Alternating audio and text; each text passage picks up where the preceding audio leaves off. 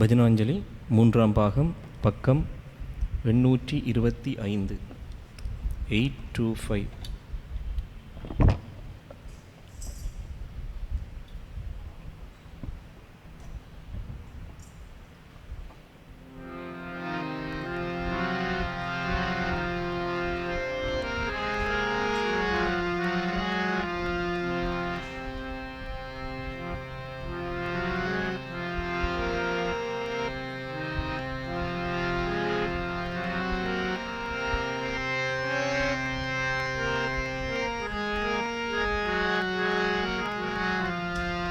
शुद्धा शरणं बुद्धा शरणं शुद्धा शरणं बुद्धा शरणं शुद्धा शरणं बुद्धा शरणं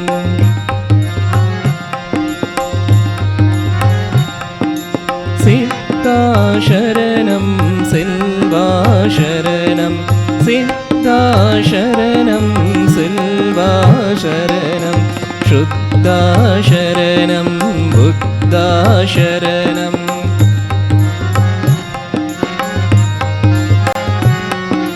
सिद्धा शरणं सिल्वा शरणं सिद्धा शरणं सिल्वा शरणं मारनै வென்ற வீரா शरणं मारनै வென்ற வீரா शरणं பிறர்க்கென வாழும் பெரியோய் சரணம்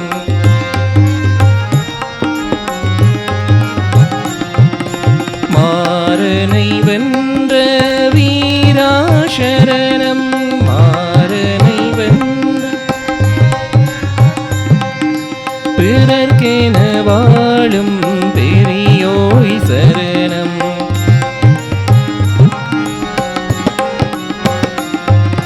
शुद्धा शरणं बुद्धा शरणं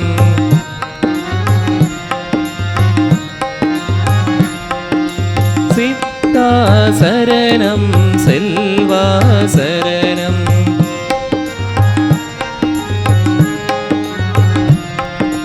करुणै பொங்கும் கண்ணா शरणं करुणै பொங்கும் கண்ணா शरणं அருளியான பொருளே शरणं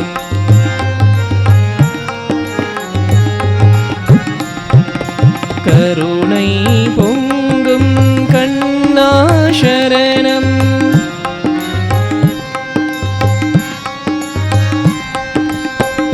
அருளியான பொருளே शरणं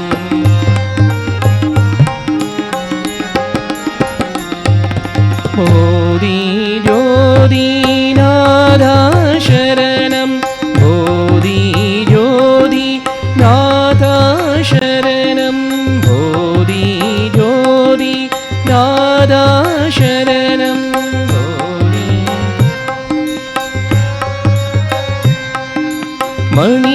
मणिपद्माहुं मणिपद्माहुं मणिपद्माहुं मणिपद्माहुं मणिपद्माहुं मणिपद्माहुं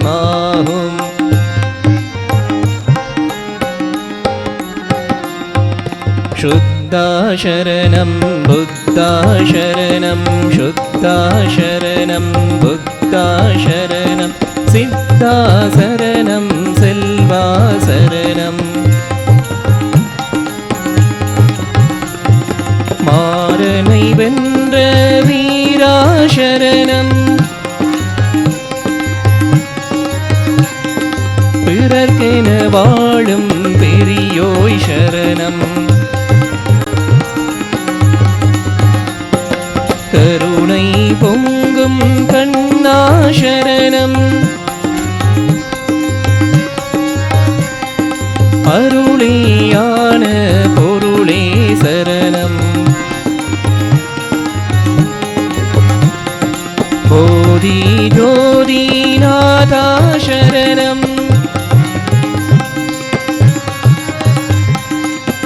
मणिपद्माहुं मणिपद्माहुं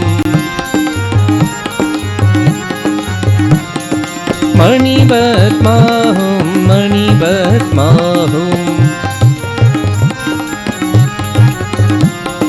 शुद्धा शरणं बुद्धा शरणं शुद्धा शरणं बुद्धा शरणं शुद्धा शरणं बुद्धा शरणं शुद्धा शरणं बुद्धा शरणं बुद्धं शरणं गच्छामि बुद्धं शरणं गच्छामि धम्मं शरणं गच्छामि धम्मं शरणं गच्छामि शङ्खं शरणं गच्छामि सङ्घं शरणं गच्छामि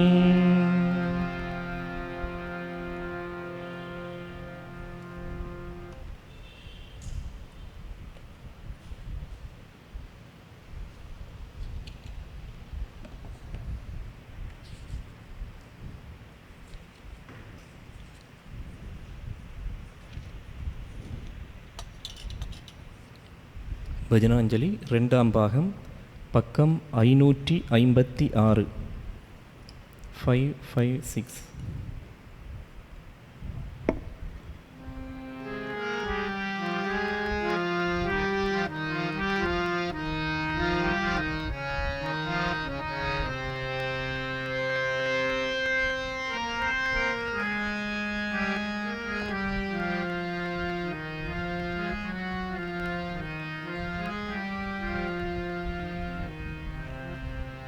हे जगत्रादा विश्वविदाता हे सुखशान्तिनिकेतन हे जगत्रादा विश्वविदाता हे सुखशान्तिनिकेतन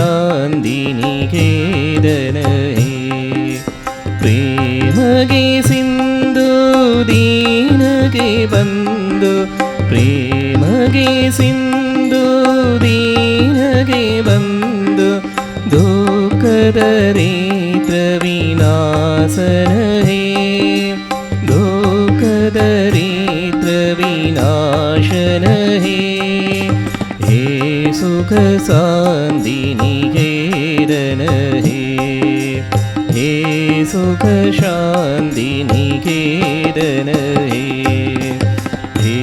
जगत्रादा विश्वविदाता हे सुख शान्ति निकेतन हे जगत्रादा विश्वविदाता हे सुख शान्ति निकेतन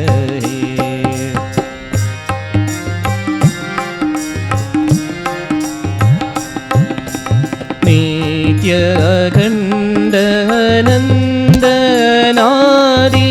पूरण ब्रह्म सनातन हे नित्य अखण्ड अनन्दनादि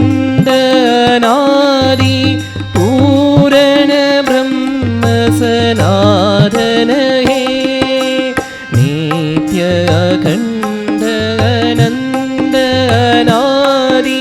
पूरण ब्रह्म सनातन हे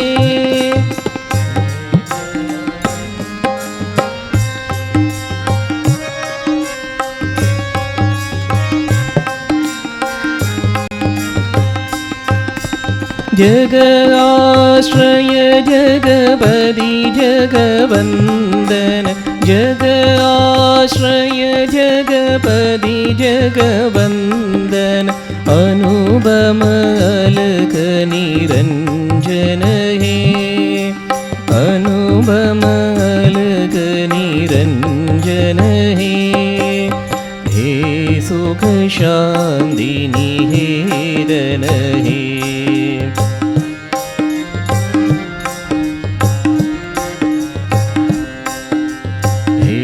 जगत्रादा विश्वविदाता हे सुख शान्ति निकेतन हे जगत्रादा विश्वविदाता सुखशान्तिनिकेतन हे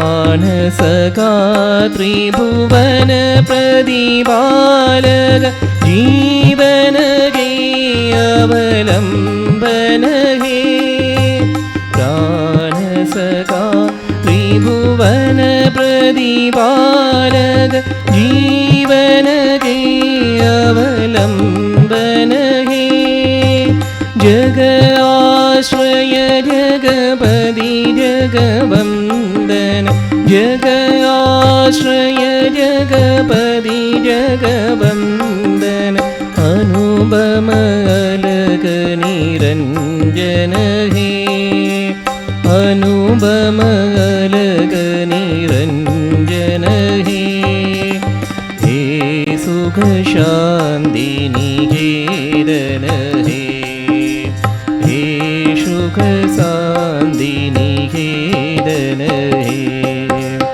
हे जगत्राधा विश्वविदाता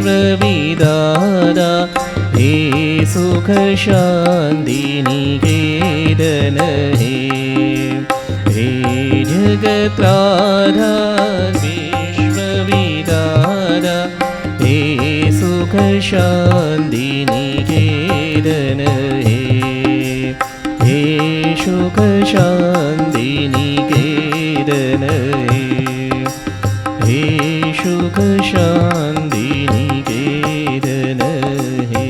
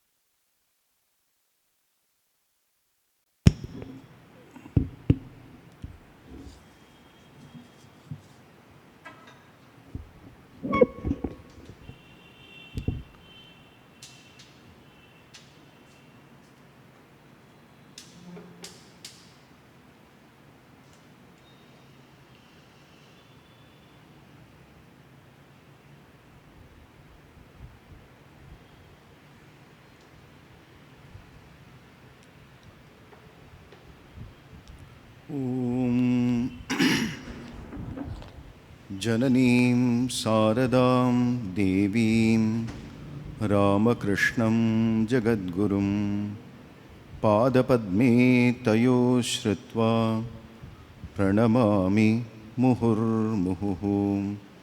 नमः श्रीयतिराजाय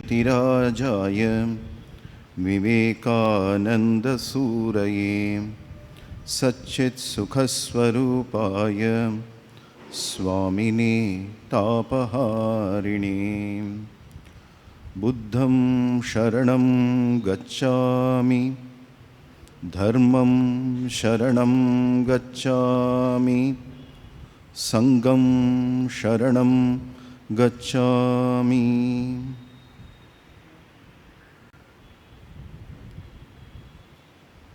இன்று வைகாசி பூர்ணிமா.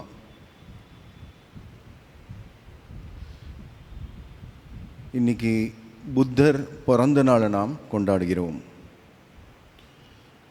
ஆனால் புத்தரின் வாழ்க்கையை பார்த்தால் நமக்கு தெரியும், 3 முக்கியமான சம்பவங்கள் இன்று ஏற்பட்டது. 2500 வருஷத்துக்கு முன்னாடி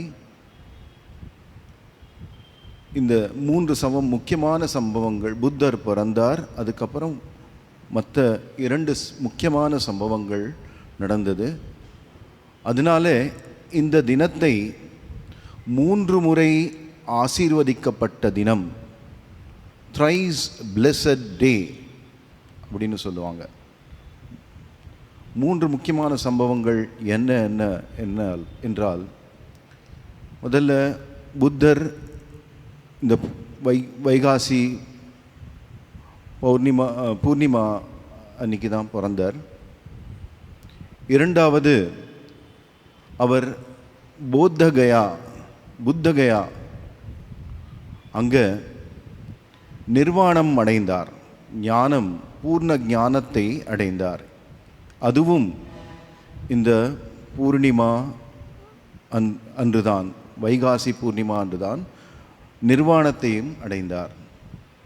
3வது முக்கியமான சம்பவம் என்னவென்றால், அவர் இன்னைக்கு தான் மகா பரிநிர்வாண தன் உடலை நீத்தார். இந்த 3 சம்பவங்கள் ஒரே நாளில் ஏற்பட்டதால் இதை thrice blessed day அப்படின்னு சொல்லுவாங்க. 3 முறை ஆசீர்வதிக்கப்பட்ட தினம் அப்படின்னு சொல்லுவாங்க. நம்ம சுவாமி விவேகானந்தரின் வாழ்க்கையை பார்த்தால், சுவாமிஜி புத்தரை மிகவும் நேசித்தார், மிக உயர்ந்த ஒரு மரியாதை வைத்திருந்தார், ஸ்ரத்தை வைத்திருந்தார். அவர் சின்ன வயசில் இருக்கும்போது ஸ்ரீ ராமகிருஷ்ணர் விவேகானந்தரை சொல்வதுண்டு, ஒரு தியான சித்தர். அவர் தியானம் பண்ணுறதுங்கிறது ஒரு விளையாட்டு மாதிரி. தியானம் பண்ணால் அவர் உலகத்தையே மறந்து போயிடுவார். அவர் தினம் தன்னுடைய ரூமில் உட்காந்து ஒரு குறிப்பிட்ட அறையில், கல்கத்தாவுக்கு போனால் சுவாமிஜியோட வீட்டுக்கு போனால் நீங்கள் பார்க்கலாம், அந்த அறை இன்னும் அப்படியே ப்ரிசர்வ் செய்யப்பட்டு உள்ளது, அப்படியே காக்கப்பட்டுள்ளது. அவர் தினம் அந்த அறையில் உட்காந்து தியானம் பண்ணுவார், மணிக்கணக்கில். தியானம் பண்ணி முடித்ததும் சில நிமிடங்கள் சாந்தமாக உட்கார்ந்திருப்பார். ஒரு நாள் அந்த மாதிரி தியானத்துக்கு அப்புறம் சாந்தமாக தன் அறையில் உட்கார்ந்திருக்கும்போது திடீர்னு அந்த அறையில் முன்னாடி செவுத்தில் ஒரு பிரகாசத்தை பார்க்குறார். அங்கேருந்து ஒரு சந்நியாசி காவி உடை அணிந்து கமண்டலு கையில் ஏந்தி கொண்டு அவர்கிட்ட வரார். அப்போது சுவாமிஜி ரொம்ப பயந்து போய் ரூம்லேருந்து வெளியில் வந்துடுறார்.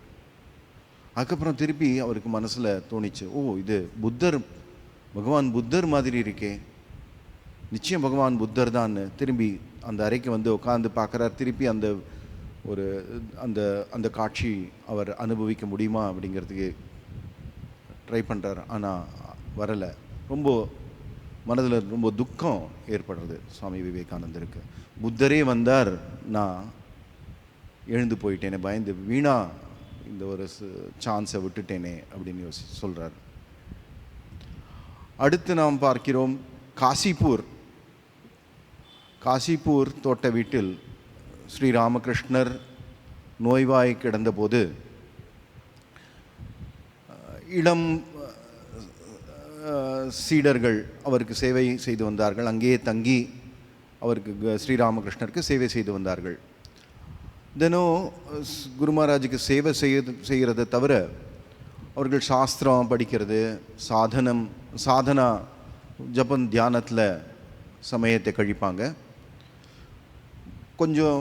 கொஞ்ச நாளைக்கு ஒரு சாஸ்திரத்தை படிப்பாங்க, இன்னும் கொஞ்ச நாளைக்கு இன்னொரு சாஸ்திரத்தை படிப்பாங்க. அதை பற்றி அவங்களுக்குள்ளேயே ஒரு டிஸ்கஷன் மாதிரி இருக்கும்.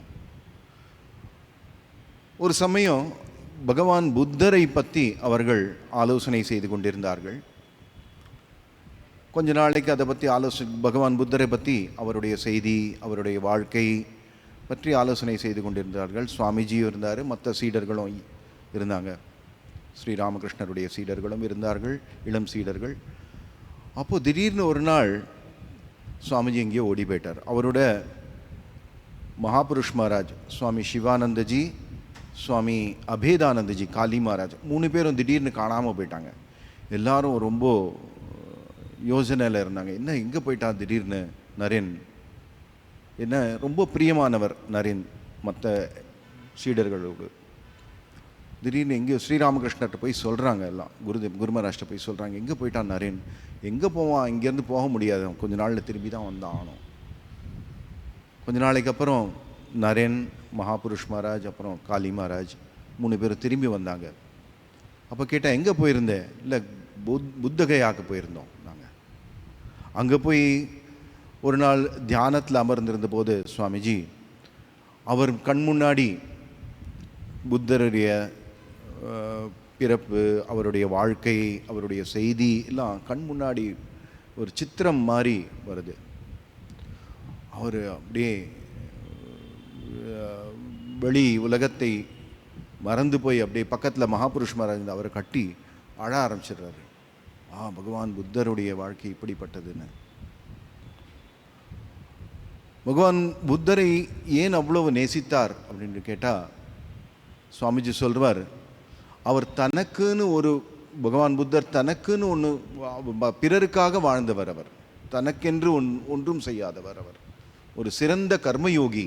கர்மயோகிக்கு உதாரணம் அப்படின்னு கேட்டால் பகவான் புத்தர் தான் அப்படின்னு சொல்லுவார். சுயநலமற்றவர். ஒரு பறவைக்காக கூட தன்னுடைய உடம்புலேருந்து மாம்சத்தை வெட்டி கொடுத்தார். ஒரு கழுகு ஒரு பறவையை கவ்விக்கொள்ள வந்தது. அப்போது அந்த பறவையை காப்பாற்றுறதுக்காக தன்னுடைய உடல்லேருந்து மாம்சத்தை வெட்டி அதுக்கு போட்டார், அதுக்கு பறவையை காப்பாற்றுறதுக்காக. அப்படிப்பட்டவர் புத்தர் அப்படின்னு சொல்லுவார்.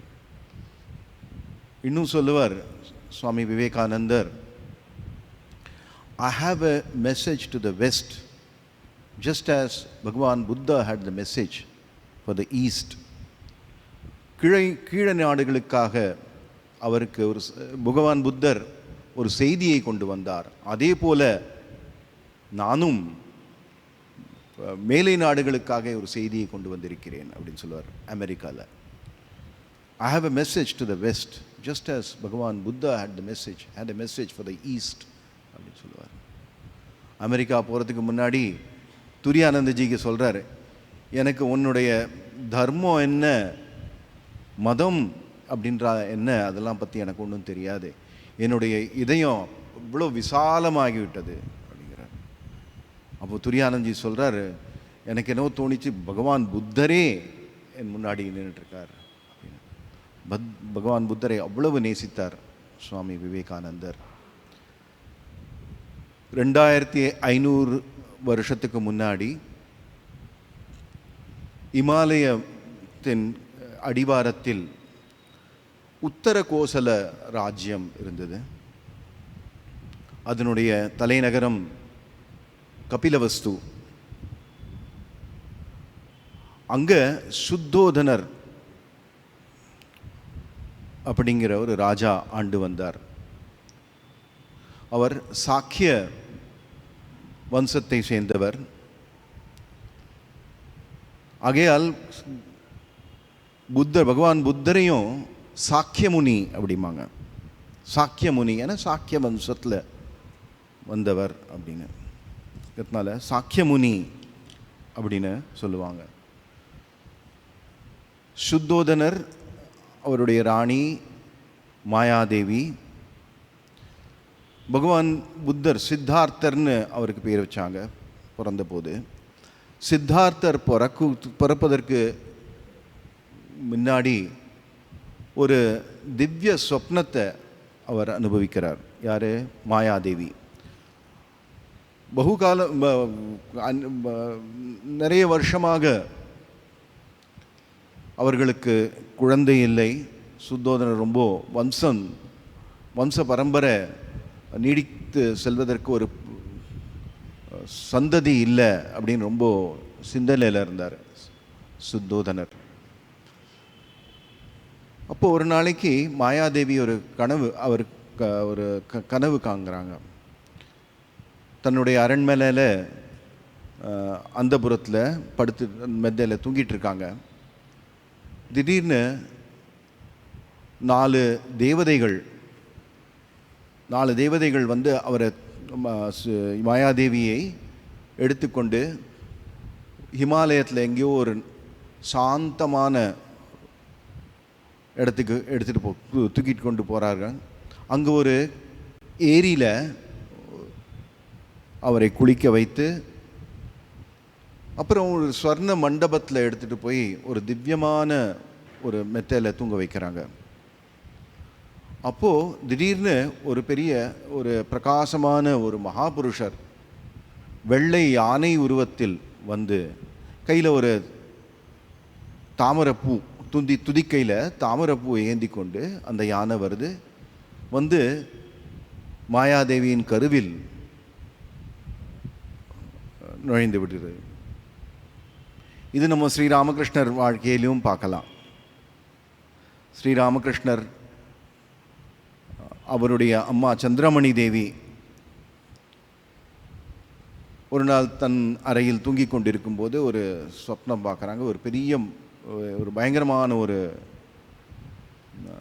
மனுஷன் தன் அறைக்குள்ளே வந்துட்டார். அப்போது இவர் குதிராம் சட்டோபாத்தியாய் இங்கே கயாவுக்கு போயிருக்கார்.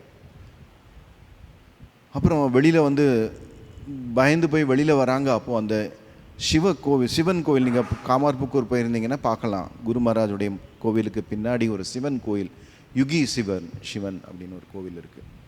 அங்கேருந்து ஒரு பிரகாசம் அவங்களுக்குள்ளே போகிறது. அவங்க கர்ப்பவதி ஆகிடுறாங்க. அப்போது அதே போல் மாயாதேவியும் கர்ப்பவதி ஆகிறாள். அப்போது சுத்தோதனன் ரொம்ப ஆனந்தம் அடைகிறான். ஒரு சந்ததி நமக்கு கிடைச்சார்னு. பிரசவத்தின் சமயத்துக்கு கொஞ்சம் முன்னாடி மாயாதேவி தன் பிறந்த வீட்டிற்கு போகிறார் பிரசவத்திற்காக. போகும் வழியிலே லும்பினி அப்படின்னு ஒரு இடம், அங்கே பிரசவ வேதனை ஆரம்பிச்சிடுறது மாயாதேவிக்கு. அங்கேயே குழந்தை பிறந்து விடுகிறது. லும்பினிங்கிற இடம் இது ஒரு பெரிய தீர்த்தஸ்தானம். பௌத்தர்களுக்கு இந்த 4 தீர்த்தஸ்தானங்கள் கடைசியில் சொல்கிறேன். 4 தீர்த்தஸ்தானங்கள். இங்கே பிறந்த இடம் லும்பினி. இதுவும் இப்போ வந்து நேபாளத்தில் இருக்குது லும்பினி. ஸோ போகிற வழியிலேயே தன் பிறந்த வீட்டுக்கு போகும் வழியிலேயே பல்லக்கில் தூக்கிட்டு போகிறாங்க. பிரசவ வேதனை வந்து அங்கேயே குழந்தை பிறக்கிறது. அப்போது அந்த லும்பினிங்கிற இடத்துல ஒரு அசீதர் அப்படின்னு ஒரு முனி, ஒரு ரிஷி, ஒரு சாதகர் அங்கே சாதனை பண்ணிகிட்ருக்கார். அவர் இந்த குழந்தை பிறந்ததை கேட்டு அவர் பார்க்க வரார். சித்தார்த்தரும் வந்திருக்கார் தன்னுடைய கபிலவஸ்துலேருந்து. அந்த குழந்தையை பார்த்துட்டு இந்த அசிதர் ரொம்ப சந்தோஷப்படுறார். அவருடைய லக்ஷணங்கள் எல்லாம் பார்த்து, குழந்தையோட லக்ஷணங்கள் எல்லாம் பார்த்து ரொம்ப சந்தோஷப்படுறார். இவ்வளோ அழகான லக்ஷணங்கள் அப்படின்னு. அப்புறம் நல்லா ஊர்ந்து பார்க்குறாரு அந்த குழந்தைய. அப்புறம் ஒரு இது சுவாசம் எடுக்கிறார், ரொம்ப நீண்ட சுவாசம் எடுக்கிறார் அப்படின்னு. ஏன் இப்படி இவர் கேட்குறார் சுத்தோதனர், ஏன் இப்படி ரொம்ப யோசிச்சுட்டு இருக்கீங்க, ஏன் இப்படி ஒரு தீர்க்க சுவாசம் எடுக்கிறீங்க அப்படிங்கிறார். சுவாசம் எடுக்கிறீங்க அப்படின்னு கேட்டார், மூச்சு எடுக்கிறது. அப்போ சொன்னார், இந்த குழந்தை பிறந்து 7 நாளில் மாயாதேவி, இந்த குழந்தையின் அன்னை மாயாதேவி இறந்து விடுவார். அப்புறம் இந்த குழந்தை ஒன்றா இது ஒரு பெரிய சக்கரவர்த்தி, எல்லா ராஜாக்களுக்கும் ராஜாவாக இருப்பான், முழு உலகத்தையே அவன் ஆழ்வான், அல்லது ஒரு சந்நியாசியாக போய்விடுவான், எல்லாத்தையும் துறந்துட்டு சம்சாரத்தை திறந்துட்டு ஒரு சந்நியாசியாக ஆகிவிடுவான். அவன் புத்தனாக மாறிவிடுவான். உலகத்தில் இருக்கும் மக்களின் துக்கத்தை நீப்பதற்கு அவன் ஒரு காரணமாக இருப்பான், அவன் தர்மத்தை பரப்புவான். எப்படி சொல்கிறீங்க எப்படி ஆகும்னு? இல்லை, நீ 7 நாளைக்கு அப்புறம் பாரு, மாயாதேவி அவள் இறந்து போவாள், அதுதான் பிரமாணம் அப்படின்னு, அதுதான் ப்ரூஃப், இது ரெண்டுத்தில் ஏதாவது ஒன்று நடக்கும் அப்படின்னு. அதே போல் 7 நாளைக்கு பிறகு மாயாதேவி இறந்து போகிறாள். அதன் பிறகு இப்போ 2 ஆப்ஷன் இருக்குது சுத்தோதனருக்கு. அந்த குழந்தைக்கு சித்தார்த்தர்ங்கிற பேரை வைக்கிறார் முதல்ல. சித்தார்த்தருக்கு அர்த்தம் தான் நினைத்ததை செய்து முடிப்பவர் அப்படின்னு. சித்தர்னா செய்து முடிப்பது, வெற்றி பெறுதல், தான் நினைச்சதெல்லாம் செய்து முடிப்பவன், வல்லவன் அப்படின்னு ஒரு பேர், அவர் பேர் அர்த்தம். 7 நாளைக்கு அப்புறம் சுத்தோதனர் இந்த 2 ஆப்ஷன் சொல்லியிருக்காரே அசித்தர். அப்போது ஒரு மகிழ்ச்சியும் இருக்குது, துக்கமும் கலந்தா மாதிரி இருக்குது. அப்போது சுத்தோதனர் யோசிக்கிறார், ஒரு வழி தான் இருக்குது. இப்போ இந்த குழந்தைய இப்படி வளர்க்கணும், ஒரு துக்கமே இருக்கக்கூடாது, சம்சாரத்திலேருந்து அவன் சம்சாரத்தை தியாகம் செய்துட்டு போகக்கூடாது, அப்படிங்கிறதுக்கு என்ன ஏற்பாடு வேண்டுமானாலும் செய்ய வேண்டும் அப்படின்னு அவன் யோசிக்கிறான். சுத்தோதனர் யோசிக்கிறார். எப்போ ஒருத்தர் எல்லாத்தையும் திறந்துட்டு போவார்? இந்த உலக வாழ்க்கை, அதில் இருக்கும் சுகத்தில் ஒரு ருசி இல்லாமல் போயிடும், அலுப்பு தட்டி போயிடும். இது ஒரு முதல் காரணம். அல்லது தன்னை சேர்ந்தவர்கள், உறவினர்கள், அவரின் பிரிவு ஏற்படலாம், கைவிடலாம், இதன் காரணமாக ஒரு துக்கம் வரும். அல்லது ஒரு ஆன்மீக தேடல் தன் மனதில் எழலாம், அல்லது ரொம்ப பெரிய துக்கம் அனுபவிக்கலாம்.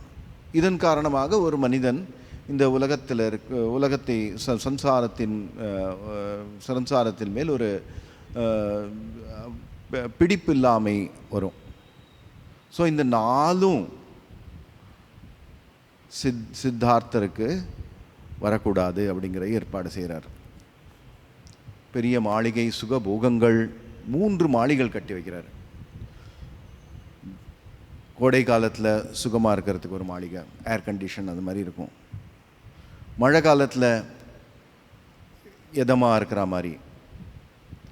இந்த மழை காலத்தில் தான் தெரியும், வேர்வையாக கொட்டும், ஃபேனும் ஓட்ட ஃபேனையும் இது பண்ண முடியாது, ஃபேனை அணைச்சும் வைக்க முடியாது, ஆன் பண்ணவும் முடியாது, ஆஃப் பண்ணவும் முடியாது. அந்த மாதிரி ஒரு இது, தொண்டை ஜுரம் எல்லாம் அந்த மழை காலத்தில் தான் ஜாஸ்தியாக வரும். அது குளிர்காலத்துக்கும் இதமாக இமாலய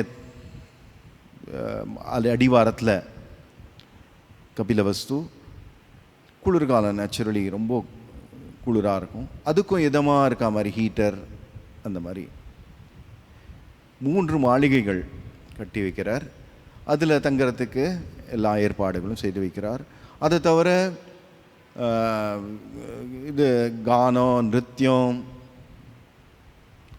அப்புறம் இளம் பெண்கள் எல்லாம் வந்து டான்ஸ் ஆடுவாங்க, பாட்டு பாடுவாங்க, மற்ற விதவிதமான பொழுதுபோக்குகள், அவர் இந்த மற்ற இது தவிர வேறு எதையும் பற்றி யோசிக்கிறதுக்கு சமயமே இல்லாதபடி எல்லா சுகபோகங்களும் கேட்டதெல்லாம் கொடுக்குற மாதிரி எல்லா ஏற்பாடுகளும் சுத்தோதனர் சித்தார்த்தருக்காக செய்து வைக்கிறார்.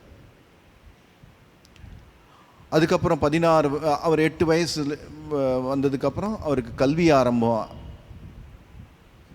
வேதாந்தம், அப்புறம் போர் கல்வி எல்லாமே விதவிதமான கல்விகள் எல்லாத்துலேயும் நல்லா தேர்ச்சி பெறுறார் சித்தார்த்தர். அதற்கப்புறம் 16 வயது வந்ததுக்கப்புறம் அவருக்கு கல்யாணமும் பண்ணி வைக்கிறார். யசோதரா அப்படிங்கிற ஒரு ராஜகன்யா அவருக்கு கல்யாணம் பண்ணி வைக்கிறார். ரொம்ப அழகான அவருடைய மனைவி. அப்புறம் கொஞ்சம் வருஷத்துக்கு அப்புறம் ராகுல் அப்படிங்கிற ஒரு குழந்தையும் அவருக்கு பிறக்குது. ராகுல்ன்னா இடையூறு அப்படின்னு அர்த்தம்.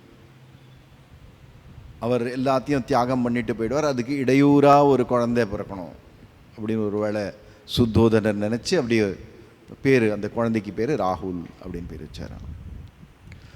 ஸோ இவர் இப்போது ஓரளவுக்கு திருப்தி அடைஞ்சார் சுத்தோதனர். இப்போ சம்சாரத்தில் நுழைஞ்சிட்டான் பையன், குழந்தையும் பிறந்துருச்சு. இனிமே இறை சிந்தனை இதுக்கெல்லாம் ஒரு ஸ்கோப்பே கிடையாது, இங்கே பிஸி ஆகிடுவான் அப்படின்னு ரொம்ப திருப்தி அடைஞ்சார். ஆனால் இறைவனின் நியதியை மாற்ற முடியுமா? அவர் இதுக்குன்னே பிறந்தவர். குருமராஜ இவர் மாஸ்டர் அப்படின்னு சொல்லுவாங்களே, மகேந்திரநாத் குப்தா அமுதமொழிகளை எழுதியவர். அவர் சொல்கிறாரு, மற்றவங்களுக்கும் உங்களுக்கும் என்ன வித்தியாசம்னா, மற்றவங்களெல்லாம் இயந்திரத்தினால் அவர் படைத்தாங்க, உங்களை தானே இறைவனே தன் கையால் படைத்தார். சாதாரண மனிதர்கள் நம்மெல்லாம் அப்படி நம்ம முன்னாடி செய்த வினையின் காரணமாக ஜென்மம் எடுக்கிறோம், அடுத்தடுத்து ஜென்மம் எடுக்கிறோம். ஆனால் இறைவனே தானே மனித வடிவத்தில் வருகிறான், அதுதான் அவதாரம் அப்படின்னு சொல்கிறோம். நம்ம எல்லாம் இந்துக்கள் எல்லாம் புத்த தேவரை நாம் ஒரு அவதாரம் மாதிரி தான் நம்ம பார்க்குறோம். ஸோ இறைவன் அவரே இப்படி படைச்சிருக்கும் போது அதை தடுத்து நிறுத்த முடியுமா? யாராலும் முடியவே முடியாது. நம்ம சொல்கிற கடவுள் அவருடைய விருப்பத்தின்படி தான் எல்லாம் நடக்குது அப்படின்னு சொல்கிறோம். கடவுள் தன் விருப்பம் இப்படி இருந்ததுன்னா யாரால மாற்ற முடியும்? 29 வயசாச்சு சித்தார்த்தருக்கு. ஆனந்தமாக சமயத்தை கழிச்சிட்ருக்கார். ஆனால் கொஞ்ச நாளைக்கு அப்புறம் எது ஆகக்கூடாதோ அது அப்படின்னு நினச்சார் சுத்தோதனர். தலுப்பு தட்டக்கூடாது, இந்த சம்சாரத்தை, இந்த உலக வாழ்க்கை, இந்த சுகங்களில் ஒரு போர் அடிக்குதுப்பா அப்படின்னு சொல்லக்கூடாது. இதெல்லாம் நல்லாவே இல்லை, எனக்கு பிடிக்கவே இல்லை அப்படின்னு சொல்லக்கூடாது அப்படின்னு நினச்சிட்டு இருந்தார். அவருக்கு இவ்வளோ அந்த இதுக்குள்ளேயே, அரண்மனை பிராகாரத்துக்குள்ளேயே 29 வருஷம் வெளியில் எங்கேயும் போகாமல், வெளி உலகத்தை பற்றி ஒன்றுமே தெரியாமல் இருந்திருக்காருங்க. அது ஒரு தங்க சிறை போல், கோல்டன் செயின் அப்படின்னு சொல்லுவாங்க. After all it is a chain, pines. அது பந்தனத்துக்கு காரணம். அதுவும் ஒரு மனிதனை பந்தனத்தில் தான் வைக்கும் அப்படின்னு சொல்கிறார். இது ஒரு தங்க சங்கிலி மாதிரி சொல்கிறார். அவர் சொல்கிறாரு, இல்லை நான் கொஞ்சம் வெளி உலகத்தை போய் பார்க்கணும், நகரத்தை போய் பார்க்கணும், நகரம் எப்படி இருக்குது, உங்கள் ராஜ்யத்தை போய் பார்க்கணும் அப்படின்னு ஆசைப்படுறாரு. சரி இருக்கட்டும்ப்பா, கொஞ்ச நாள் போகட்டும், அப்புறமா போகலாம், இப்போ போக வேண்டாம் அப்படின்னு சொல்கிறார். ஏன்னா கொஞ்சம் சமயம் அவர் எடுத்துக்கிறாரு. அங்கே இது நகரத்தை நல்லா அழகாக அங்கே எல்லா அரேஞ்ச்மெண்ட்டும் பண்ணி, தோரணங்கள், லைட்டு எல்லாம். அப்புறம் யாரும் வயதானவர்கள், நோயுற்றவர்கள் யாரும் தன் முன்னாடி வராதபடி பார்த்துக்கணும். ரோடெல்லாம் நல்லா அலங்காரம் பண்ணி வச்சுக்கணும். ஒரு விழா கோலமாக இருக்கணும். இவர் போனால் ஒரு துக்கம் வரா மாதிரி, ஒரு கஷ்டம் வரா மாதிரி, துன்பம் வராத மாதிரி எல்லா அரேஞ்ச்மெண்ட்டும் பண்ணி வைக்கணும் அப்படின்னு எல்லா ஏற்பாடுகளும் பண்ணுறார். அப்புறம் ஒரு நாளைக்கு அனுப்பி வைக்கிறார். இதில் ரதத்தில் அனுப்பி வைக்கிறார். இவர் சந்தக் அப்படின்னா அவரோட ரத ஓட்டி, சேரியட்டியர் சந்தக். அவரை கூப்பிட்டுட்டு அவர் போகிறார் நகரத்துக்கு. எல்லாம் ரொம்ப அழகாக இருக்குது. 2 பக்கமும் மரங்கள், அப்படியே ஒரு நிழல், ரோட்டில் எல்லாம் நிழல் கொடுக்குற மாதிரி, பழம் பூ எல்லாம் பூத்து இருக்குது, காய்ச்சிருக்கு. அப்புறம் ஏரி, இமயமலை, ரொம்ப அழகாக இருக்குது. இவ்வளோ அழகாக இருக்கே இது, இத்தனை நாளாக எங்கள் அப்பா என்னதெல்லாம் ஒன்று காமிக்கவே இல்லையே அப்படின்னு ரொம்ப அப்படியே ஆனந்தமாக எல்லா பக்கமும் பார்த்துட்டு போகிறார். திடீர்னு கொஞ்சம் தூரம் போன உடனே ஒரு வயதானவர் கூனல் போட்டுக்கொண்டு ஒரு தடியை ஏந்தி கொண்டு அப்படி நடக்கிறதுக்கு கூட சக்தி இல்லை, எழுந்தா உட்கார்றதுக்கு முடியாது, உட்கார்ந்தா எழுந்துக்க முடியாது, அப்படி ஒரு திடீர்னு ஒருத்தர. இது என்னது இது? இதுதான்ப்பா முதுமை அப்படின்னு சந்தக் சொல்கிறார். தேரோட்டி சந்தக் சொல்கிறார், இதுதான்ப்பா முதுமை. வயசானா இந்த மாதிரி தான் எல்லாம் நம்ம எல்லாருக்கும் ஏற்படும். இது எனக்கும் ஆகுமா? அது மாதிரி உனக்கும் ஆகும், உங்கள் அப்பாவுக்கும் ஆகும், உன் குழந்தைக்கும் ஆகும், உன் மனைவிக்கும் ஆகும். எல்லாருக்கும் முதுமையை யாரும் தவிர்க்க முடியாது. முதுமை வந்தால் தளர்ச்சி ஏற்படும். இது ஒரு பெரிய ஷாக்காக போச்சு சித்தார்த்தருக்கு. இது வரைக்கும் அவர் யோசித்ததே இல்லை. எல்லாமே எல்லா சுகபோகங்களும் இருந்துச்சு. அப்புறம் ரொம்ப நல்ல உடம்போடு நல்ல இது ஆரோக்கியம் உடையவர்கள். அவர்கள் எல்லாமே அவருடைய விளையாடி கொண்டிருந்தார்கள். பொழுதுபோக்குலையும் அப்படி தான் இருந்தது. திடீர்னு பார்த்தோன்னு இப்படி ஒரு முதுமை அடைந்த ஒருவனை பார்த்து அவர் ரொம்ப ஷாக்ட் ஆகிடுறாரு. திரும்பி வராரு அரண்மனைக்கு. அப்படியே யோசிச்சுட்டு இருக்கார். சுத்தோதனர் பார்க்குற, என்னப்பா இது இப்படி யோசிக்கிறானே, ஏன் இப்படி துக்கப்படுறான் அப்படின்னு. இந்த மாதிரி பார்த்தேன் அப்படின்னு சொல்கிறார்.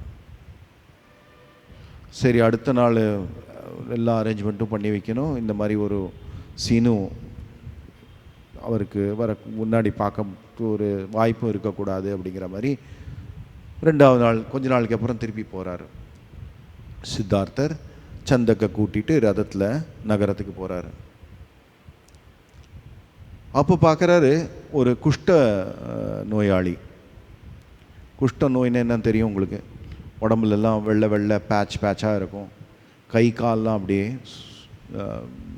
அந்த குஷ்ட இது கிருமியெல்லாம் சாப்பிட்டு சின்னதாக போயிடும். யாரும் அவருக்கு சேவை பண்ணுறதுக்கு யாரும் இல்லை, ஹெல்ப் பண்ணுறதுக்கு யாரும் கிடையாது. அப்படி ஒரு மூலையில் உட்காந்துட்டு இருக்காரு. இது என்னப்பா இது? இதுதான்ப்பா நோய் அப்படின்ற. இதுதான் இளவரசரே, இது நோய். நோய் எல்லாருக்குமே வருமா? உடம்பு இருந்தால் நோய் வந்தே ஆகணும். இது தவிர்க்க முடியாது. எனக்கும் வருமா? உனக்கும் வரும். உங்கள் வீட்டில் இருக்கிற எல்லா சொந்தக்காரங்களுக்கு எல்லாருக்குமே இந்த நோய் வந்தே தீரும். இதை தவிர்க்கவே முடியாது. திரும்பி வரார். 3வது நாள் திருப்பி சந்தக் கூட்டிகிட்டு போகிறார். அப்போ பார்த்தா 4 பேர் ஒரு சவத்தை சுமந்து கொண்டு போயிட்டுருக்காங்க. வழியில் சவ யாத்திரை நடந்து கொண்டிருக்கு. சில பேர் ரொம்ப கதறி அழறாங்க. சவத்து மேலே வெள்ளை துணி போத்தி இருக்கு. இது என்னப்பா அது? படுத்திருக்கார் ஒருத்தர், அவர் வெள்ளை துணி போத்தி இருக்கு, அவர் நகரவும் மாட்டேங்கிறாரு. என்னாச்சு? இதுதான் மரணம்.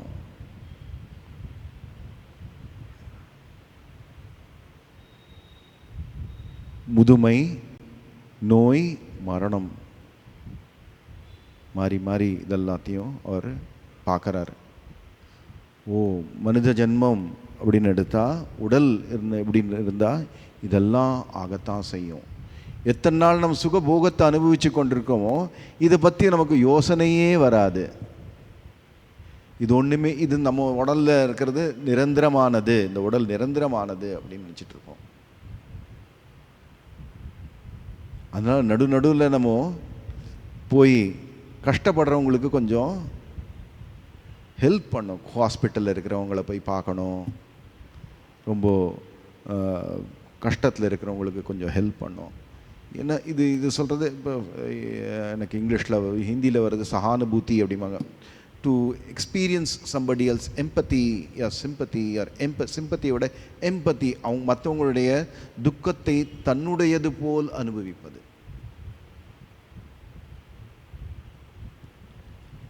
ரந்தி தேவர்னு ஒருத்தர் இருந்தார், ஒரு ரிஷி.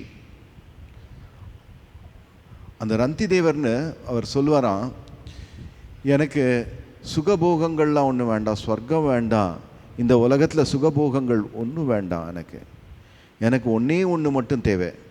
என்னென்ன, ஒவ்வொரு ஜீவனுக்குள்ளேயும் நான் நுழைந்து அவர்களுடைய துக்கத்தை என்னுடைய துக்கம் போல் நான் அனுபவிக்க வேண்டும் அப்படின்னு சொல்லுவார் ரந்தி தேவர். சுவாமிஜி அமெரிக்கா போகிறதுக்கு முன்னாடி இதே ஒரு அனுபவம் ஏற்பட்டது. நான் இந்த பார்லிமெண்ட் ஆஃப் ரிலிஜனுக்காக போகலனா, தர்ம மகாசபாவுக்காக நான் போகல, நான் இந்திய மக்களின் அவர்கள் நலனுக்காக எது செய்ய முடியுமோ அதுக்கு ஒரு உபாயம் வருமோ அப்படிங்கிறத பார்க்கறதுக்கு தான் நான் அமெரிக்கா போகிறேன் அப்படின்னு சொல்கிறார். திருப்பி 4வது நாள் புத்தர் நகரத்துக்கு போகிறார். அப்போ பார்க்குறார், ஒரு சந்நியாசி காவி உடை அணிந்து கொண்டு வழியில் போயிட்டுருக்காரு. கையில் ஒரு கமண்டலும், ரொம்ப சாந்தமாக இருக்கார். ஓ, இவர் என்ன சந்நியாசி அப்படிங்கிறார் சந்தக். இவர் தான் சந்நியாசி. இவர் உலகத்து ஆசைகள் பற்று எல்லாத்தையும் திறந்துட்டார். அதனால்தான் இவ்வளோ சாந்தமாக சுகத்தை அனுபவிக்கிறார், உள்ள சுகத்தை. வெளி உலகத்து சுகத்தை எவ்வளவு நாம் விடுகிறோமோ, உள்ளே இருக்கும் சுகத்தை அப்போதான் அனுபவிக்கிறதுக்கு ஸ்கோப் இருக்கு. அப்போ சித்தார்த்த சொல்றார், இதுதான் என்னுடைய வழி அப்படின்னு திரும்பி வரார். சுத்தோதனர் பார்க்குறார், திருப்பியும் சித்தார்த்த ரொம்ப யோஜனையில் இருக்கார். யார்கிட்டையும் ஜாஸ்தி பேசுறதில்ல, பழகிறதில்ல. அப்போது சுத்தோதனர் சொல்கிறார், வாப்பா கொஞ்சம் போய் இந்த நந்தவனத்தை சுற்றி பார்த்துட்டு வரலாம், இந்த பறவைகள்லாம் பறக்குது, இதெல்லாம் எனக்கு ஒரு இஷ்டமும் கிடையாது, ஒரு இன்ட்ரெஸ்ட்டும் கிடையாது எனக்கு. இப்போது உனக்கு என்னதான் வேணும்? எனக்கு அப்படி ஒரு வாழ்க்கை வேண்டும், ஒரு நோய், முதுமை, அப்புறம் மரணம் அப்படிங்கிறது வரக்கூடாதது, அப்படி ஒரு வாழ்க்கை எனக்கு வேணும். இந்த உடல்ல இருந்துட்டு அது சம்பவம் கிடையாது. உடலுக்கு பின்னால் ஒரு வஸ்து இருக்கிறது, அதுதான் இந்த உடலை இயக்கிறது. It is making this body to function. அதை அடைந்தால்தான் நாம் முக்தி அடைய முடியும். அதாவது மரணத்தை நாம் வெல்ல முடியும். அது ஒவ்வொருத்தரும் உள்ளேயும் இருக்கு. அதை அடையது தான் நம்மளுடைய வாழ்க்கையின் நோக்கம். அதுதான் முக்தி அப்படிங்கிறது. ஒவ்வொரு மனுஷன் மாத்திரமே ஆத்மாவை பற்றி சிந்தனை செய்ய முடியும். அதனால் மனிதன் மிக உயர்ந்தவன். எல்லா ஜீவராசிகளும், எவ்வளோ லட்ச ஜீவராசிகள் இருக்கு, மனிதன்தான் மிக உயர்ந்தவன். தேவதையை விட மனிதன்தான் உயர்ந்தவன் அப்படின்னு சொல்றார் சுவாமிஜி. அதுவும் போக உடல் அப்படின்னு சொல்லுவார். இங்கே தான் சுகம் துக்கம் ரெண்டும் கலந்து இருக்கு. சுக நிரந்தரம் அல்லது நிரந்தரம் இல்லை, நிரந்தரம் இல்லாத விஷயம் அப்படின்னு இங்கே தான் தெரிய வரும் நமக்கு. இதை தவிர பிரம்மலோகத்தில் தான் ரொம்ப கிளியராக தெரியும் அப்படிங்கிறார். சாயா தபௌ இவ பிரம்மலோகே, சூரியனும் இருட்டும் மாதிரி அங்கே டிஃபரன்ஸ் தெரியும், எது உண்மை எது உண்மையற்றது அப்படிங்கிறது. அதை தவிர இந்த உலகத்தில் தான் எப்படி கண்ணாடியில் பார்க்குற ரிஃப்ளெக்ஷன் மாதிரி நம்மளுடைய ஸ்வரூபம் இங்கே தெரிய வரும் அப்படின்னு சொல்லுது. அது உபனிஷத்தில் சொல்கிறது.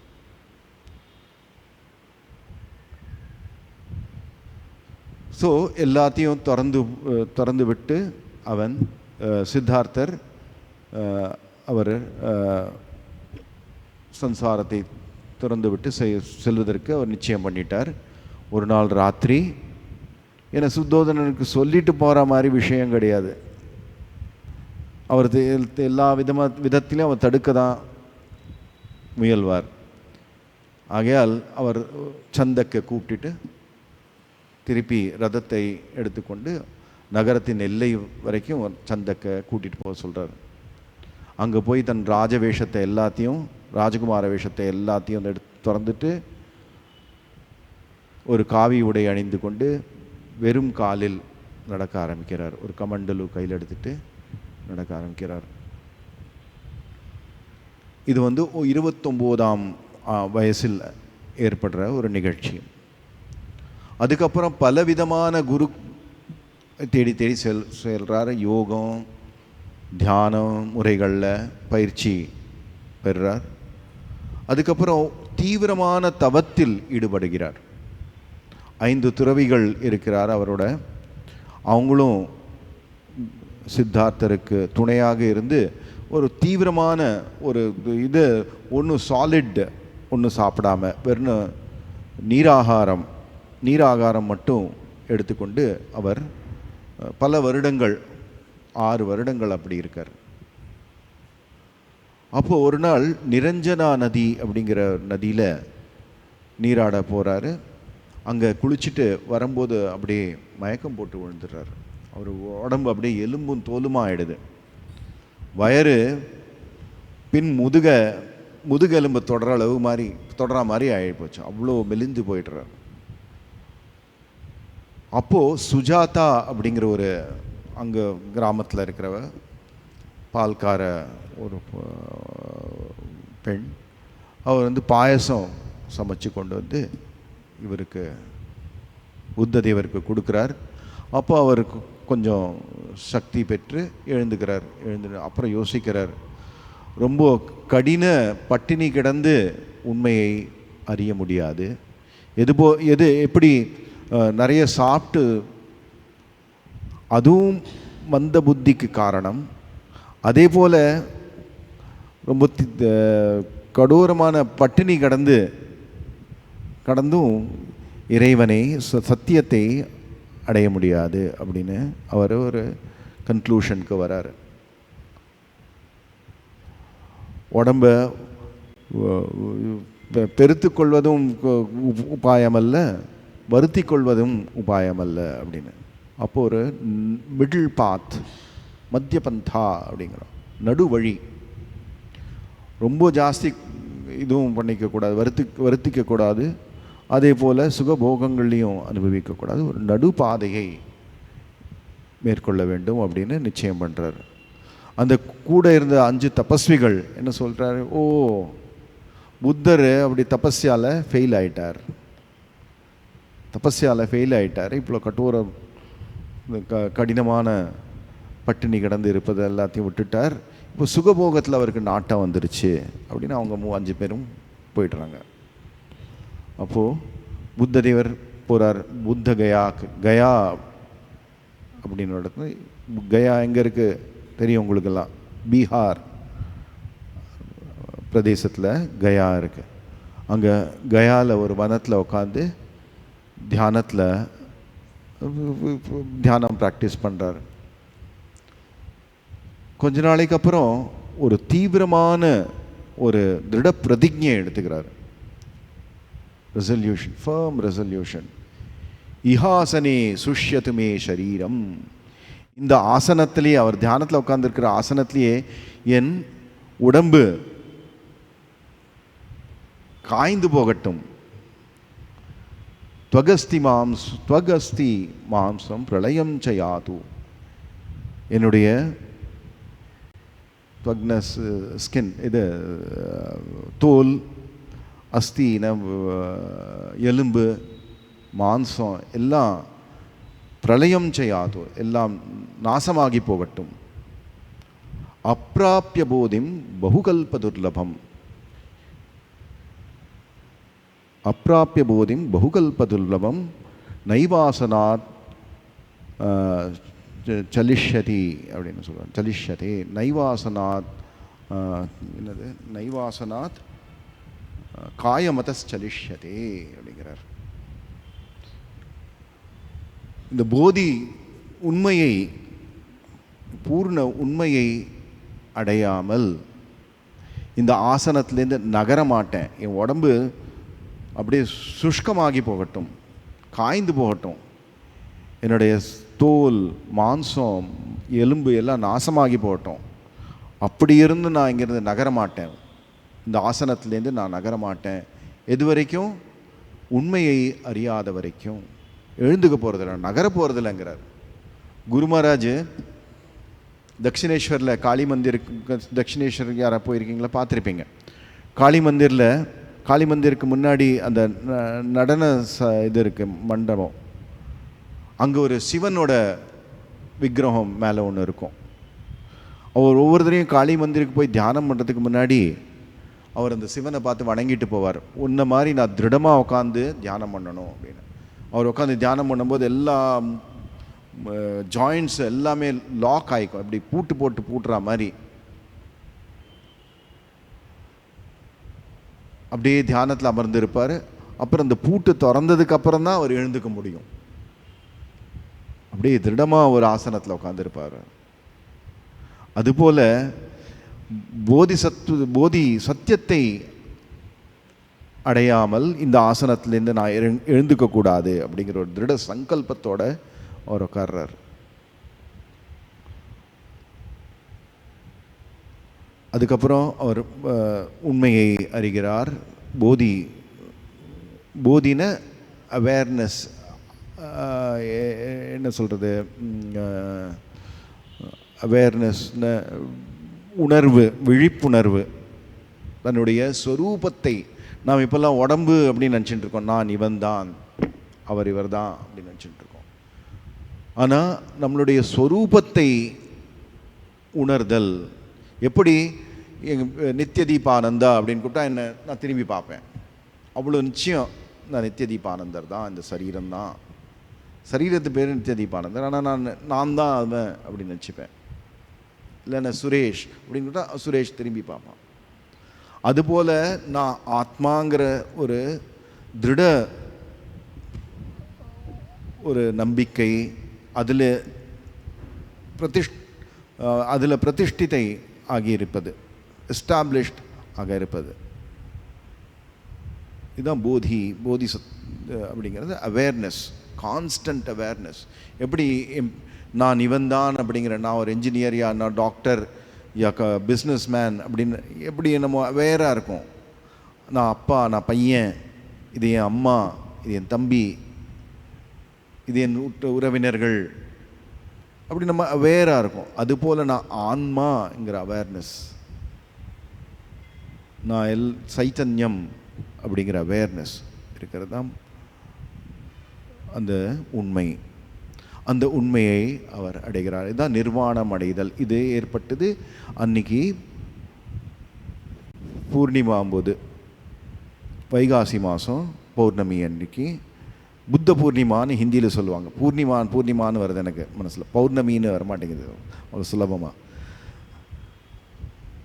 அன்றைக்கி தான் அந்த போதி நிலையை அடைகிறார். அதுக்கப்புறம் 7 வாரம் அந்த ஆனந்தத்திலே அவர் இருக்கார். அதுக்கப்புறம் வாரணாசிக்கு பக்கத்தில் சாரநாத் அப்படிங்கிற ஒரு இடம், வாரணாசிக்கு போயிருந்தீங்கன்னா பார்த்துருப்பீங்க. அங்கே ஒரு பெரிய புத்த சிலை இருக்குது. அந்த சாரநாத்தில் அவர் தர்ம சக்கர பிரவர்த்தனம் பண்ணுறார். தர்ம சக்கரத்தை அவர் ஆரம்பித்து வைக்கிறார் சுத்துறதுக்கு. தர்மத்தை போதிக்கிறார். யாருக்கு முதல்ல போதிக்கிறார்? அந்த 5 தபஸ்வி அவரை விட்டு சென்றார்களே, அவர்களை கூப்பிட்டு அவருக்கு போதிக்கிறார். அவர் என்ன போதித்தார்? அதுதான் பௌத்த மதத்தின் சாரமாகும்.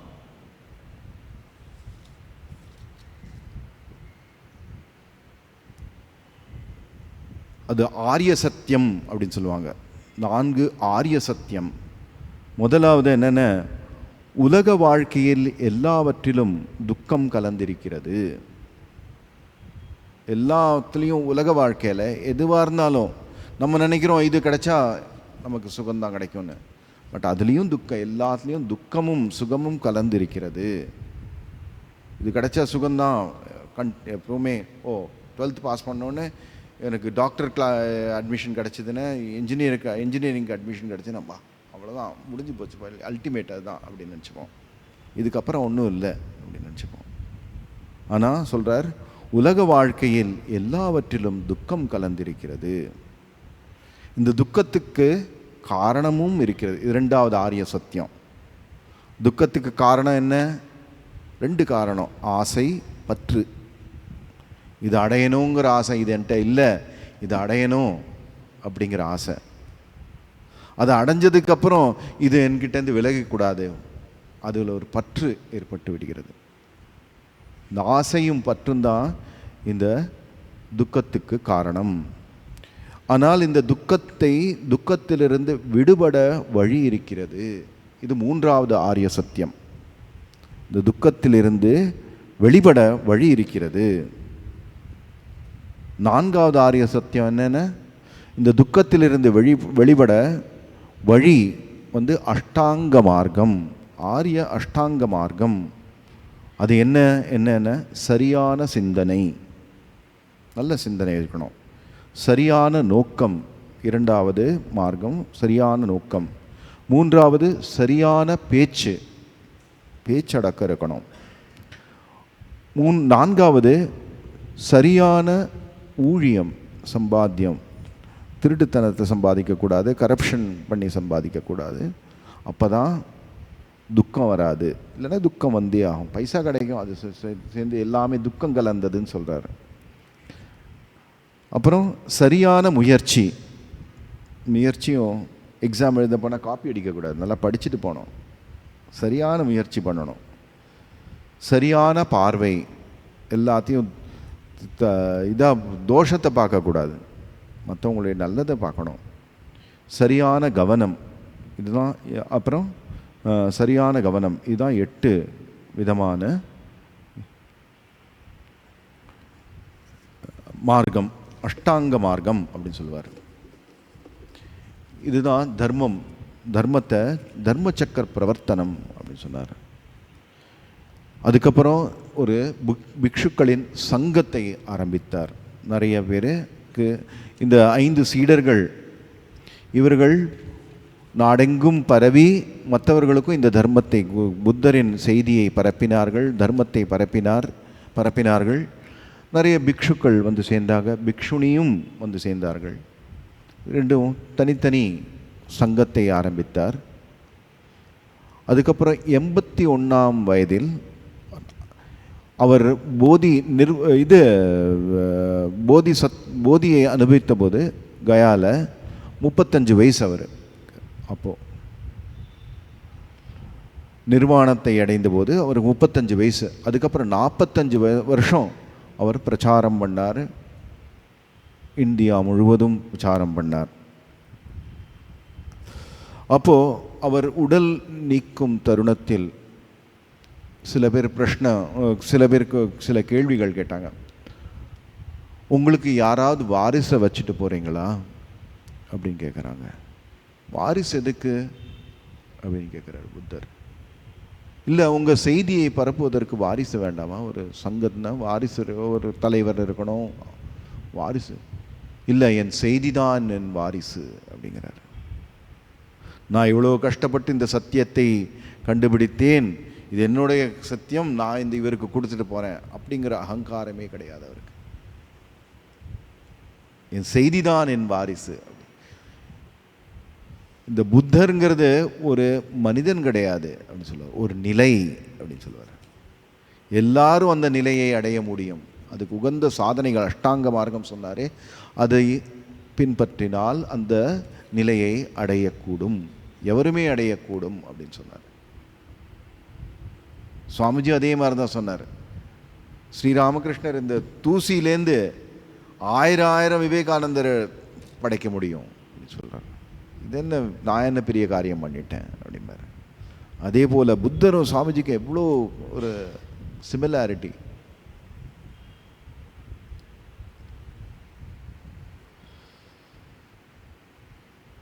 இந்த புனித தினத்தன்று நாம் பகவான் புத்தரிடம் பிரார்த்திக்கிறோம், நமக்கு வைராக்கியம், ஞானம், பக்தி வளரட்டும் என்று பகவான் புத்தரிடம் பிரார்த்திக்கிறேன். ஓம் சாந்தி சாந்தி சாந்தி. ஹரிஹி ஓம் தத்சத். ஸ்ரீராமகிருஷ்ணார்ப்பணமஸ்து.